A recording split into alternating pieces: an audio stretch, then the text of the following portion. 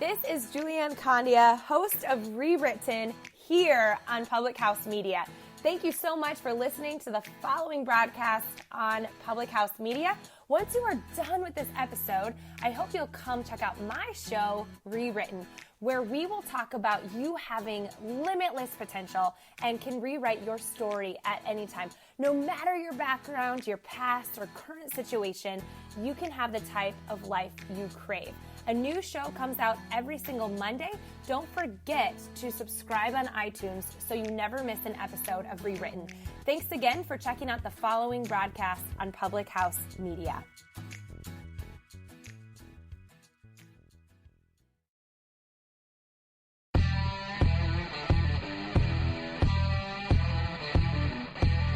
Strike three, you're out. Welcome back to Caught Listening, the baseball show that goes beyond the white lines. Christian Heimall here with you, broadcasting as we do every single week as part of the Public House Media Network. You can find us wherever you get your podcasts, Google and Apple Podcasts, but also now on Amazon Podcasts as well. And, of course, check out publichousemedia.org, where you can subscribe to this show, as well as many others across the Public House Media Network, and check out some awesome Public House Media and even some Caught Listening gear as well. As we flip over to December of 2020 and put a bow on this year, we want to take some time and look back at some of the lives. Obviously, this has been a tough year for so many people, and so many lives have been lost, and that's true in the baseball world as well. And there have been a number of the legends of the game that have passed away this year, and we want to take a couple moments and recognize some of those names, and we're going to start our 2020 In Memoriam series with the man known as the Little General, one of the key cogs of the Big Red Machine for the Cincinnati Reds in the 70s, and that is the second baseman, the Hall of Famer, Joe Morgan. And to help us talk about his contributions to the game, both on and off the field and in the city of Cincinnati, is Mark Sheldon, beat writer for MLB.com for the Cincinnati Reds. Mark, we appreciate the time. Thank you so much. Hey, thank you very much, Christian. Let's kind of start with, because for so many people, this is a guy who was inducted into the Hall of Fame 30 years ago in Joe Morgan. So I don't want to say very few people, but not as many have memories of watching Joe play. They've seen him in highlights and they've read about him in books. But in the city of Cincinnati, how is Joe Morgan remembered, and what is kind of the legacy of Joe Morgan? Well, it's interesting because, like you mentioned, a whole generation of people didn't know him as a player. In fact, probably most people identify with Joe as a ESPN Sunday Night Baseball analyst, and that's how he made his second career, and he was polarizing in that sense. A lot of people loved him, a lot of people didn't love him. But in Cincinnati, he was known as really one of the main guys of the Big Red Machine, and one of the things that's kind of come up over this last year with the pandemic is we've done a lot of look-back stories on the top trades, the top second baseman, the top single seasons, and even though I saw Joe Morgan play at the end of his career, and I know all his accolades, it's amazing to see how many times Joe Morgan features in the top one or two of those lists. And he just had an indelible career. He was the guy that made the Big Red Machine go to the next level. They were kind of still working to become a big, playoff type franchise. They won the pennant in 1970, and then made what was at the time a very controversial trade to get him. They traded Lee May, who was popular, in a huge swap, I think, of 8 players, and then brought in Morgan, and they were finishing. I think they finished first or second place in all 8 of his seasons with Cincinnati, and he won 2 MVPs, 2 World Series, 5 Gold Gloves. He's their all-time stolen base leader. And then later, after a time away, he became a community pillar as well.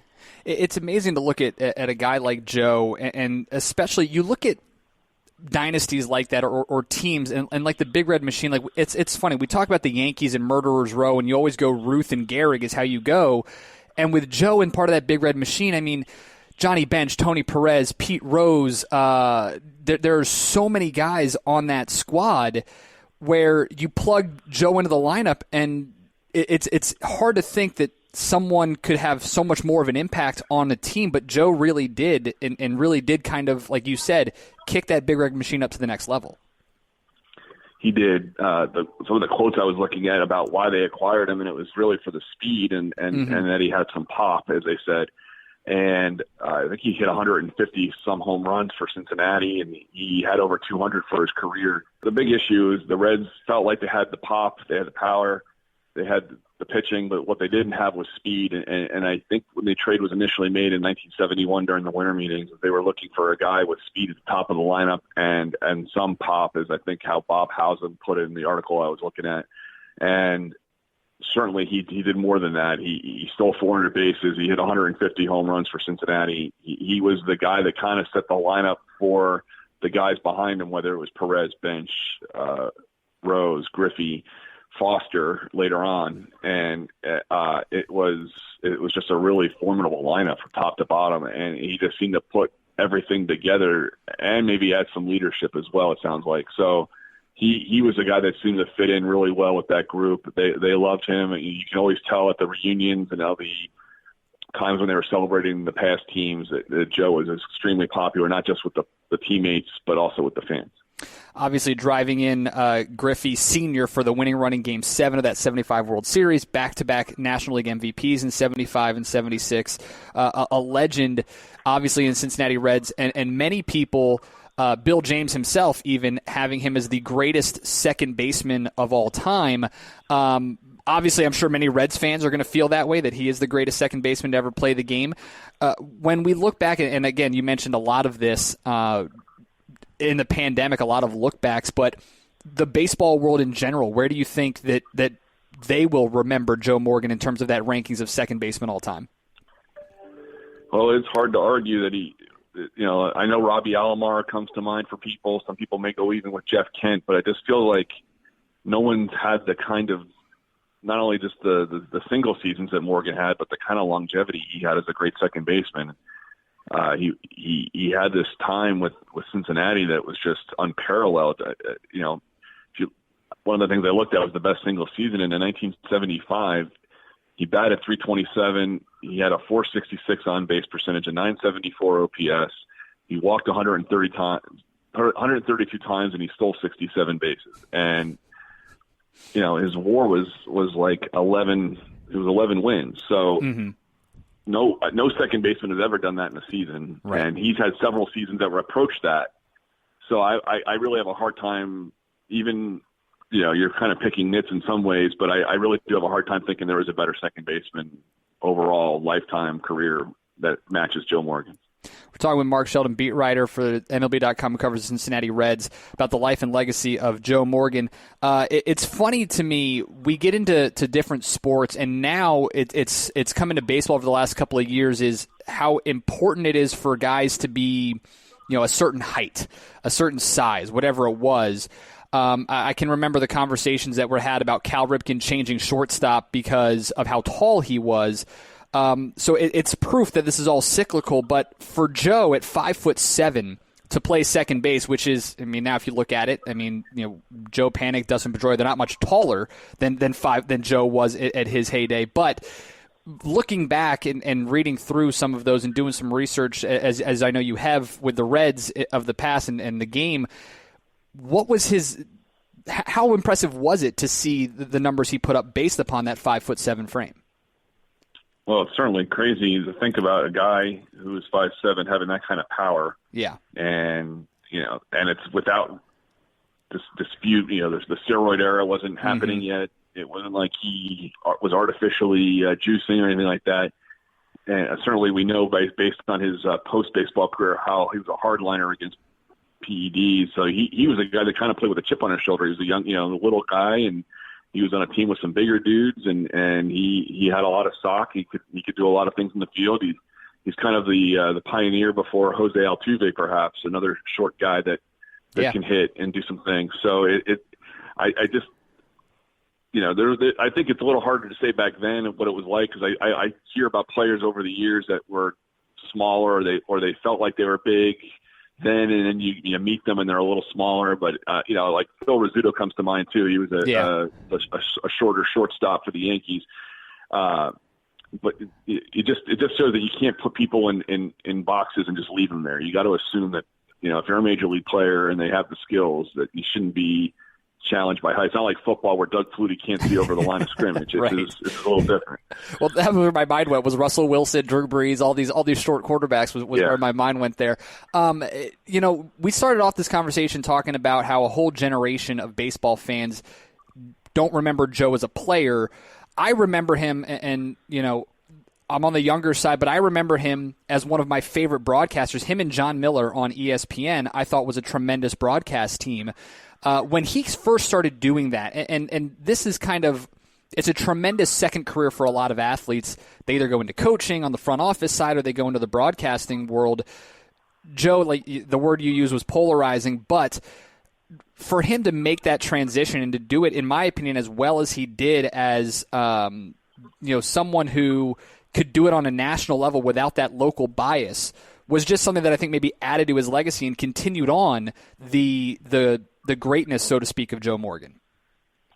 No, certainly. And, a lot of the polarizing stuff happened more later on just because the sabermetric revolution happened, and he was not a big sabermetric guy. I mean, of course, the famous Fire Joe Morgan kind of thing started with Michael Schur and, the Ken Tremendous stuff and all that. But yeah, he knew the game, and that's the thing.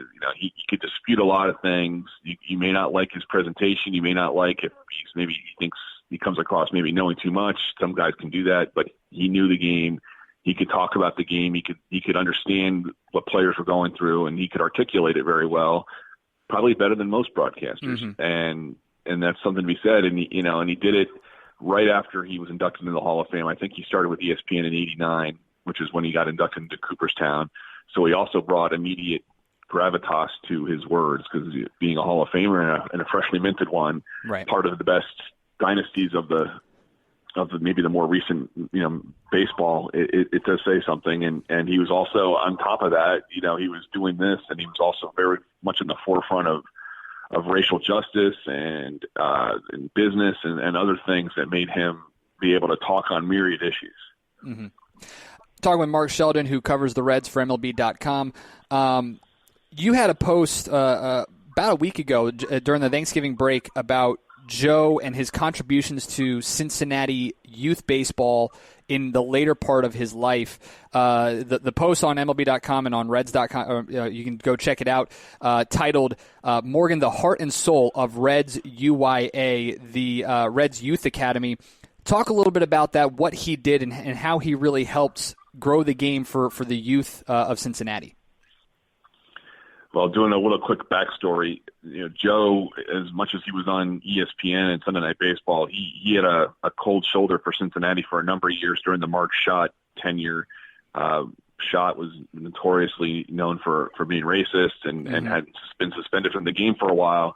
And she also, on the other side of it, she really didn't care much about Reds history. The Reds had no retired numbers after Johnny Bench in '83. They had number 1 for Fred Hutchinson and number 5 for Johnny Bench, and then nothing.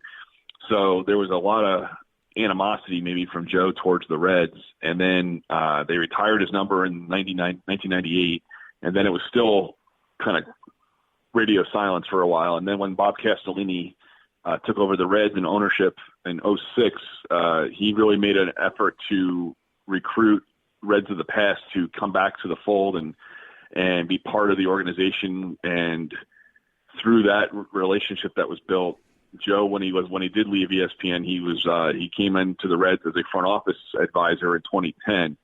But he wasn't just content with talking about baseball. He really wanted to do more. He had already started the ball rolling with by putting a bug in the ear of Bud Selig that he had to do more to promote baseball in inner cities and with urban areas, with the minorities, with African Americans especially. They're trying to grow the game internationally, and then Joe kind of let him know that you're missing the boat if you don't work on getting all these talented players that you could have right here in this country. And he has started the Youth Academy, eventually happening in Compton, California in 2006, and then by 2014, it was time for the Reds, and Joe is totally and personally invested in it, from both the planning and also the programming effort. And he was not just a face on the marquee. He was intimately involved in everything. He demanded excellence from from the group and the staff. And then after the thing was built and dedicated and cut the ribbon, he stayed involved, and he was not just a figurehead. He was definitely involved, and whenever they had other events that benefited the community, Joe was usually there. How much of what he was doing and what has been done in that area? Again, I mean, it's amazing to look at legacies of people on the field, but off the field, you don't see a lot of these people really get as hands-on. And this is a guy who's not from Cincinnati. Yes, he made his home there professionally, but is not from there. How much, in whatever interactions you may have had with Joe were about being able to leave? We talk about legacy in so many ways and iterations, but leaving a legacy that goes beyond of a stat sheet for him. Yeah, I mean, Joe grew up in Oakland, California, in the 50s and 60s. He played minor league baseball in the segregated South, so he experienced racism and injustice, and he played baseball in the 70s, which was kind of the post turbulent times of the late 60s in the United States. So he was kind of formed by all those different things, and he put that into action. And so he wasn't a native if you're like, let's say, Pete Rose, but as much as people love Pete Rose, it's all about on the field for him. I don't hear quite as much about Pete, positively at least, off the field. But with Joe, there was more to it. Whether he was out in the community, whether he was doing clinics, whether he was just, like I said, participating in the Urban Academy. It's named Joe Morgan Way after him because of all his efforts. There's a statue of him on the corner in front of the ballpark, and probably the most, Johnny Bench has a nice location, Pete Rose has a nice location, but Joe is right there on the corner. He'll be the first statue you see walking in, and I think that says a lot about what he meant to the franchise and what he meant to the city. It just seems like more people come up to me, even in the later years when Joe rejoined the Reds and I had to have some interactions with him, and everyone always tell me that he was their favorite player.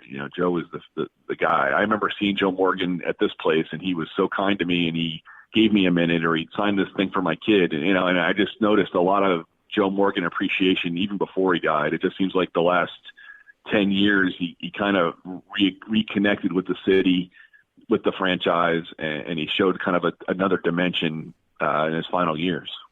So let me ask you before I let you go here, because obviously 2020 was a year that was definitely not one we want to repeat ever again. But when things get back to normal in 2021, and when there are, because the way I look at one of the ways I look at this is the lives that are lost. So many people want an opportunity to celebrate those lives, and they didn't get a chance to do that at Great America, in Cincinnati this year. When fans are allowed back in the ballpark, and if there's a Joe Morgan Day, what kind of emotions are going to be a part of that to remember the life and the legacy of Joe Morgan in that ballpark with those fans and with the 2021 Reds? Oh, I would imagine there's going to be a significant acknowledgement. A couple years ago, Frank Robinson died, and the team remembered him with a patch and other things like that around the ballpark, and there was acknowledgement. But I think it'll be even bigger with Joe Morgan because he's obviously more recent and been around a little longer and identifies pretty much solely with the Reds, even though he played with other clubs. So I imagine there'll be definitely a shoulder patch of some sort, and I imagine there'll be some sort of memorial service on the field prior to a game. I just, it's so hard to say right now. I just hope they can get fans in the ballpark and we have a vaccine and everything else. But I would imagine, knowing the Castellini family who grew close to Morgan, that they're not going to cut corners in paying tribute to Joe Morgan. I think there'll be a lot of stuff. I know they're building a mural on the Urban Academy exterior that they hope to dedicate this spring to remember Joe, because they really said, even though he's passed away, his legacy is going to continue inside the Urban Academy for decades, and they hope that they can continue to have the kind of programming, and they don't have somebody to replace him as far as that iconic figure. Dave Parker lives in town, and a few other guys have come around, but I don't know if anybody has the weight of Joe Morgan. So it's going to be hard to replace him, but they're definitely going to remember him here for a long time. We certainly appreciate the time and giving a little bit more insight into the man of Joe Morgan, not just the stat sheets that so many people are fond of now. Mark Sheldon, beat writer for the Cincinnati Reds for MLB.com. Thank you so much. We appreciate it. Enjoy the holiday season. Best of luck with everything going on in this crazy world, and hopefully we can get back to a sense of normalcy next year. I hear you. Thank you very much, Christian. Happy holidays to you. That's Mark Sheldon, MLB.com beat writer for the Cincinnati Reds. Follow him on Twitter at @M_Sheldon.